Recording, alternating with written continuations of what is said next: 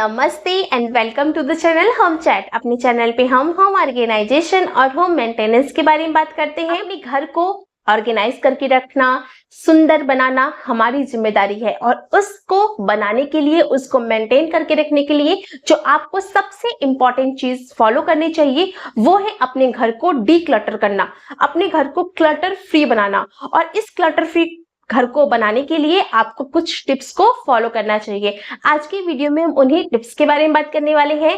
कैसे हम अपने घर की डिक्लटरिंग करें, कैसे हम ये जाने कि हमें किन चीजों की यूज की जरूरत नहीं है, किसको हमें डिस्कार्ड करना है, कौन सी आइटम को हमें रखना है और किस तरीके से हमें अपना घर क्लटर फ्री बनाना है। तो आज की वीडियो में हम इन्हीं टॉपिक पे बात करने वाले हैं। तो चलिए आज की वीडियो को स्टार्ट करते हैं।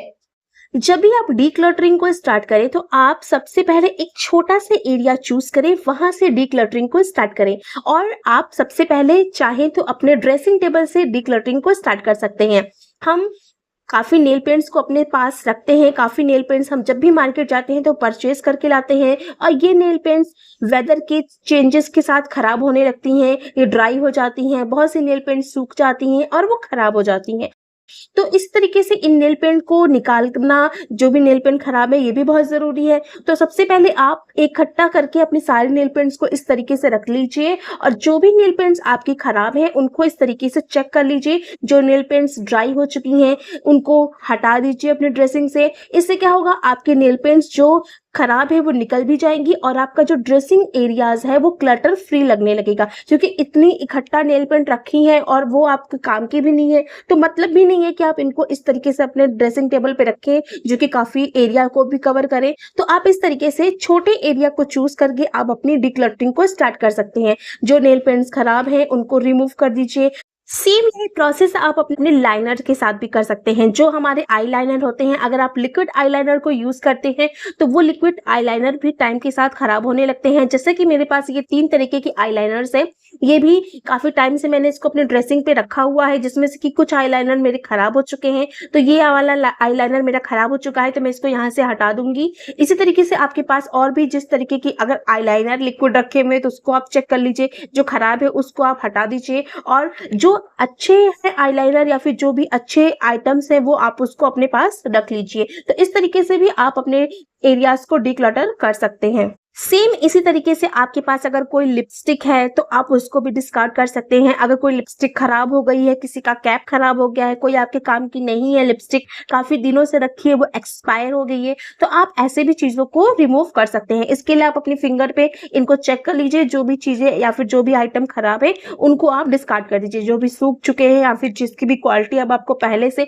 खराब लग रही है या फिर वो एक्सपायर्ड है तो उनको आप अपने ड्रेसिंग टेबल से तुरंत हटा दीजिए। तो इस तरीके से आप अपने ड्रेसिंग एरिया को क्लटर फ्री बना सकते हैं। मैं इस तरीके की बास्केट का इस्तेमाल करती हूँ। इसी तरीके से आप भी चूज कर सकते हैं बास्केट जिसमें आप अपनी सारी लिपस्टिक हो गई, अपनी लाइनर्स हो गए, नेल पेंट हो गए, उनको रख सकते हैं। इससे क्या होगा कि आपका ये जितनी भी एक कैटेगरी की आइटम्स है वो एक ही जगह पर रहेंगे। तो इससे जब भी आपको जरूरत पड़ेगी तो आपको जब भी इनको यूज करना है तो आपको एक ही जगह ये सारे आइटम्स मिल जाएंगे। आप देख सकते हैं मैंने कितनी ढेर सारी लिपस्टिक, नेल पेंट और लाइनर्स को निकाला हुआ है जो कि मेरे किसी भी काम के नहीं थे और मेरा एरिया भी कंज्यूम कर रहे थे। तो इसको भी आप इस तरीके से डिस्कार्ड कर सकते हैं। सेकंड जो मुझे डिक्लटरिंग के लिए एरिया लगता है इंपॉर्टेंट वो है आपका मेडिसिन सेक्शन। क्योंकि मेडिसिन ऐसी चीज है जो आपके घर में हमेशा ही प्रेजेंट होती हैं। चाहे हम किसी भी घर की बात करें, मेडिसिन तो हर घर में इस्तेमाल होती हैं। चाहे आपको डॉक्टर ने प्रिस्क्राइब की हो या फिर आपने खुद ही से कुछ मेडिसिन को हम परचेज करके ले आते हैं। और टाइम के साथ क्या होता है, हम इन मेडिसिन को पूरा कंज्यूम नहीं करते और ये मेडिसिन हमारे मेडिसिन बॉक्स में ऐसे ही पड़ी रहती हैं। तो जरूरी है कि आप इन मेडिसिन को टाइम पे डिक्लटर कर दें। क्योंकि जब मेडिसिन एक्सपायर्ड है या फिर वो मेडिसिन जिस चीज के लिए यूज हो रही थी अब अगर उसकी जरूरत नहीं है तो इसके लिए सबसे पहले आप जितनी भी मेडिसिन है उनको अच्छे से चेक कर लीजिए। जो भी मेडिसिन एक्सपायर्ड हो चुकी, जो भी मेडिसिन आपके काम की नहीं है, उन मेडिसिन को आप अपने मेडिसिन बॉक्स से तुरंत ही हटा दीजिए। क्योंकि ये आपके काम की नहीं है और इस फेज़ में क्या होता है कि हमें जब भी मेडिसिन की ज़रूरत होती है, तो जो हमें मेडिसिन चाहिए वो हमें मिल नहीं पाती। तो इसलिए जो भी आपके काम की मेडिसिन नहीं है, उसको आप अपने मेडिसिन बॉक्स से हटा दीजिए। इससे आपका मेडिसिन बॉक्स भी डिक्लटर लगेगा और आपको अगर कोई भी मेडिसिन की ज़रूरत है, तो आपको टाइम पे वो मेडिसिन मिल भी जाएगी। हमारे घरों में ढेर सारी वायर्स होती हैं, कुछ इलेक्ट्रिक वायर्स होती हैं, कुछ हमारे पास चार्जिंग केबल्स होते हैं, जो कि अब टाइम के साथ हमारे किसी भी काम के नहीं रह गए हैं। ऐसी चीज़ों को भी आपको अपने घर में रखने की कोई भी ज़रूरत नहीं है, क्योंकि अब चार्जिंग केबल्स अलग-अलग टाइप की आती हैं और जो पुराने चार्जिंग केबल्स हैं वो अब हमारे किसी भी काम की नहीं है। तो इनको भी घर में रखने से कोई भी मतलब नहीं है। आप इनको घर में रखेंगे तो एक तरीके से ये आपके घर को क्लटर ही दिखाएगा और जो भी आपकी वायर्स हैं जो कि डैमेज हो चुकी हैं, वो आपके काम की नहीं है, तो उनको भी आपको अपने घर से हटाना भी ज़रूरी है। तो इसके लिए सबसे पहले आप अपनी जितनी भी वायर्स हैं, उनको आप इकट्ठा करके इस तरीके से रख लीजिए और फिर उन वायर्स को आप चेक कर लीजिए। जो भी वायर्स कहीं से डैमेज है, जो भी वायर्स खराब हो चुकी है या फिर ऐसे कोई भी चार्जिंग केबल्स हैं या फिर चार्जिंग के चार्जर्स हैं, वो आपके काम के नहीं है, तो उनको भी आप अपने घर से हटा दीजिए।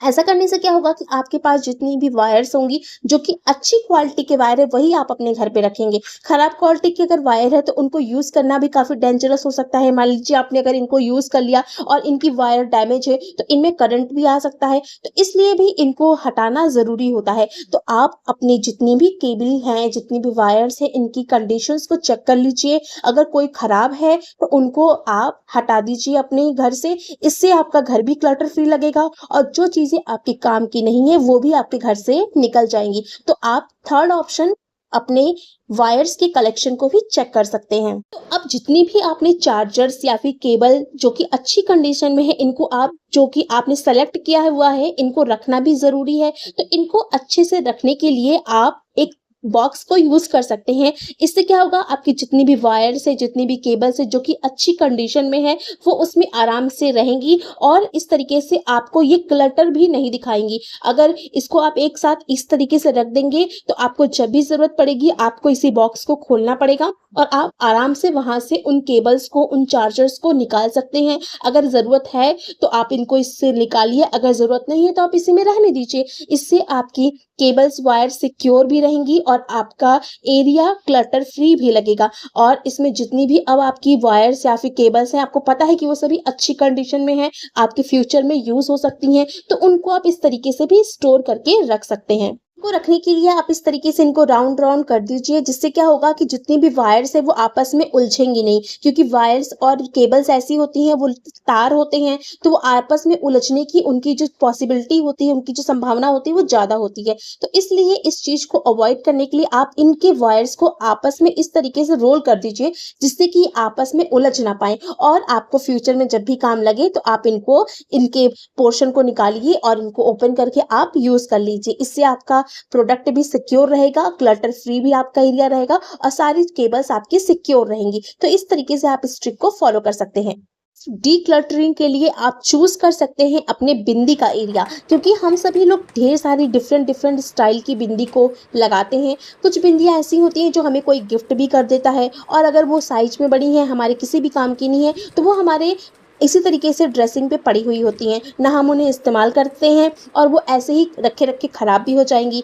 तो इसी तरीके से आपको, आपके पास जितनी भी बिंदी के पैकेट्स हैं, जितनी भी बिंदियां हैं आपके पास, आप उनके सभी पत्तों को इस तरीके से चेक कर लीजिए। जो बिंदियां आपके काम की नहीं हैं उनको आप हटा दीजिए। कुछ साइज़ में अगर बड़ी हैं या फिर कुछ छोटी साइज़ में हैं जो कि आप नहीं यूज़ करते या फिर नहीं यूज़ करना चाहते, उनको आप निकाल के रख दीजिए और उनको किसी भी नीडी पर्सन को, जिनको, जो इन बिंदियों को लगा सकते हैं, उनको गिफ्ट कर दीजिए। और अगर आपके काम की जो बिंदियां नहीं हैं उनको हटा दीजिए, जो काम की हैं उनको अच्छे से रख लीजिए। बिंदियां भी डिफरेंट टाइप्स की होती हैं। कुछ बिंदियां हमारी ऐसी होती हैं जो हम डेली पर्पस में यूज़ करते हैं और कुछ बिंदियां ऐसी होती हैं जो कि काफ़ी स्टोन वाली होती हैं या फिर काफ़ी डिज़ाइनर बिंदियां होती हैं जो कि हम रेगुलर बेसिस पे यूज़ नहीं करते हैं। तो इन बिंदियों को भी अलग अलग रखना ज़रूरी होता है, जिससे कि आपको जब भी ज़रूरत पड़े तो आपको टाइम पे वो बिंदियां मिल जाएं। तो इसलिए आप अपनी बिंदियों को उनकी कैटेगरी के हिसाब से अलग अलग कर लीजिए। जो बिंदियां आपकी अच्छी पार्टी वेयर बिंदियां हैं उनको आप अलग रख लीजिए, जो सिंपल बिंदियां हैं, जो रेगुलर बेसिस की बिंदियां हैं, उनको आप अलग रख लीजिए और फिर दोनों को अलग रख लीजिए। जब भी आपको जिस भी सिचुएशन में जो भी बिंदी वियर करनी हो, आप उसको, उसी बॉक्स को निकालिए और अपनी अपनी बिंदियों को लगा लीजिए। इससे क्या होगा कि आपकी बिंदियाँ जो कि अच्छी बिंदियाँ हैं, जो कि पार्टी वियर बिंदियाँ हैं, वो बार-बार डब्बा ओपन करने पे वो ख़राब हो जाती हैं, तो वो ख़राब भी नहीं होंगी और आपकी रेगुलर बेसिस वाली बिंदियाँ जो कि आप रेगुलर बेसिस पे यूज़ करते हैं, वो आप उन्हीं को डेली वियर करेंगे, तो आपकी जो महँगी बिंदियाँ हैं, जो कि स्टोन वाली बिंदियाँ हैं, वो ख़राब नहीं होंगी। तो इसी सिंपल बिंदियों को, प्लेन बिंदियों को अलग रखती हूँ और अपनी जितनी भी मेरी हैवी वाली बिंदियाँ हैं, जो कि पार्टी वियर बिंदियाँ हैं, उनको मैं अलग-अलग बॉक्स में रखती हूँ। इस तरीके से हमारे घर में ढेर सारे रबर बैंड्स होते हैं, जो कि हम अलग-अलग टाइम पे अलग-अलग रबर बैंड को यूज़ करते हैं। टाइम के साथ कुछ रबर बैंड्स खराब हो जाते हैं या फिर कुछ ऐसे रबर बैंड्स होते हैं जिनका अब रिसेंट में फैशन नहीं है, तो हम उनको नहीं भी लगाते हैं। तो इसलिए आपके घर पे जितनी भी रबर बैंड्स हैं, उनको भी चेक करना ज़रूरी है।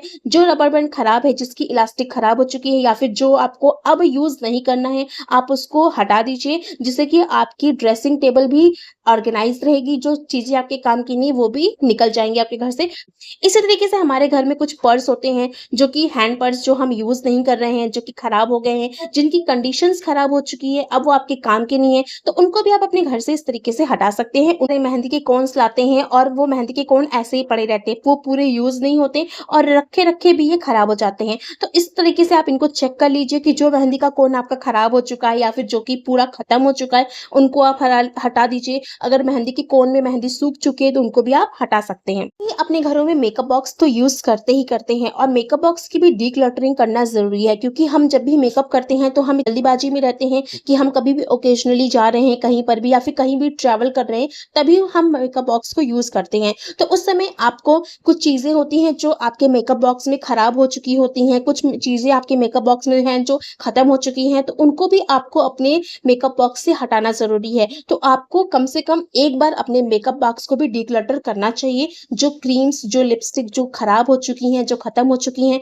उनको आप अपने मेकअप बॉक्स से हटा दीजिए। जैसे फाउंडेशंस कुछ होते हैं जो कि खराब हो जाते हैं, कुछ फाउंडेशन जो आपके काम के नहीं है या फिर एक्सपायर्ड हैं या फिर आपके मेकअप बॉक्स में जो भी खराब चीज़ें हैं, उनको आप हटा दीजिए। के घरों में ढेर सारे पेन होते हैं, मार्कर होते हैं और स्टेशनरी के आइटम होते हैं, जिनको हम यूज़ करते हैं। कभी-कभी हम इन्हीं में से ही बिना देखे पेन या फिर मार्कर्स को उठा के लेके चले जाते हैं और जब भी हमें इनकी ज़रूरत होती है, तो पता चलता है कि हमारी पेन तो काम ही नहीं कर रही है। तो इसलिए अपने स्टेशनरी एरिया को भी डिक्लटर करना ज़रूरी है। इसके लिए आप अपनी जितनी भी मार्कर्स हैं, पेन है या फिर जो भी स्टेशनरी आइटम्स हैं, उनको आप निकाल लीजिए। उसके बाद आप एक-एक करके अपनी पेन को, मार्कर्स को, स्टेशनरी आइटम्स को चेक कर लीजिए। जो भी पेन आपकी वर्किंग में नहीं है, जिनकी इंक खराब हो चुकी है, जो भी गम्स आपकी वर्किंग में नहीं, जिनकी इंक खराब हो चुकी है, उनको आप अपने घर से हटा दीजिए।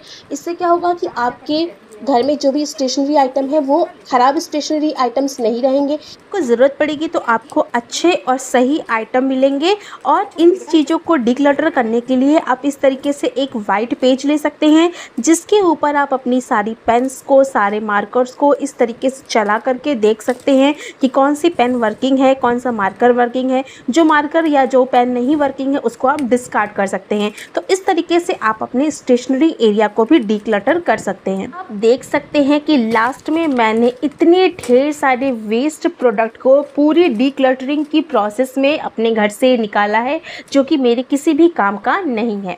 आई होप आज का वीडियो आप सभी लोगों को पसंद आया होगा। मिलते हैं नेक्स्ट वीडियो में किसी और टॉपिक के साथ। अगर आपको इसी तरीके की वीडियोस देखना पसंद है, तो हमारे चैनल को लाइक करें, शेयर करें और सब्सक्राइब करें। मिलते हैं नेक्स्ट वीडियो में। Thank you.